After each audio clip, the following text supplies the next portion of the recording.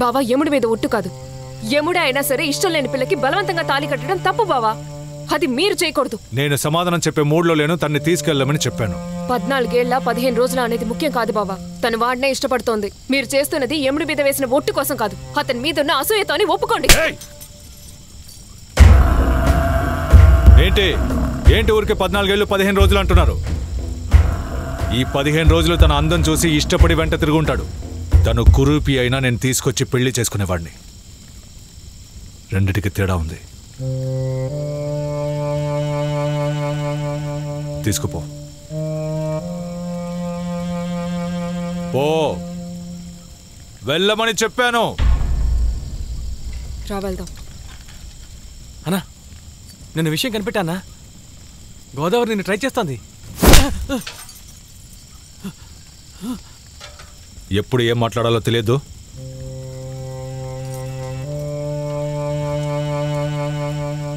కొంచెం లేట్గా చెప్పుంటే పర్వాలేదా అన్నా?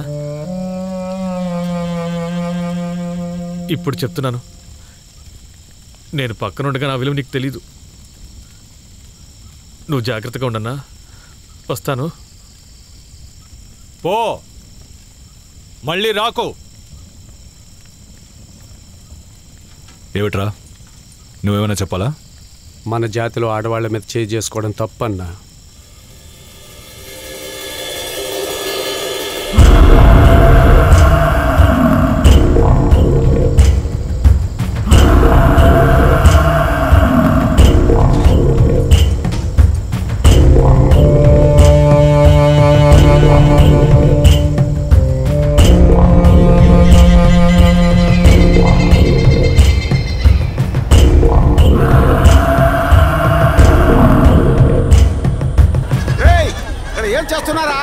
అందరూ అలా నించున్నారండి, తొందర పని చేయండి.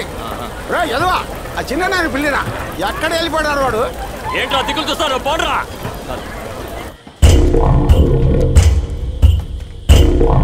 నువ్వు వెళ్ళు.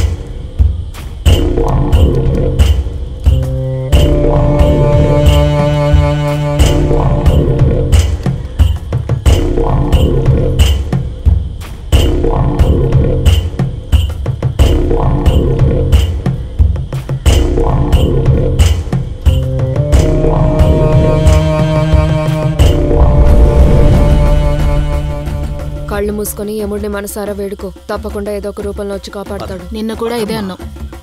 వెళ్ళు అంకుల్.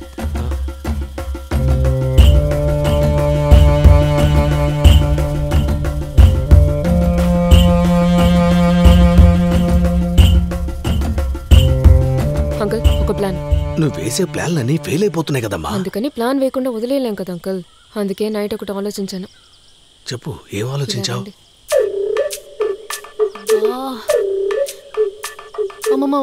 చల్లగా ఉండు, పెళ్ళయ్యాక మాట్లాడదాం. అయ్యో అయ్యో, ఏంటమ్మా ఇది అన్యాయంగా ఉంది.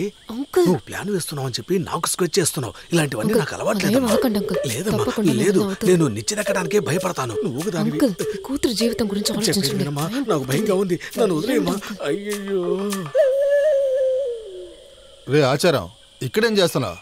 అక్కడ వంట దగ్గర ఎవరు లేక నేను కష్టపడుతుంటే వచ్చి సాయం చేయొచ్చు కదా.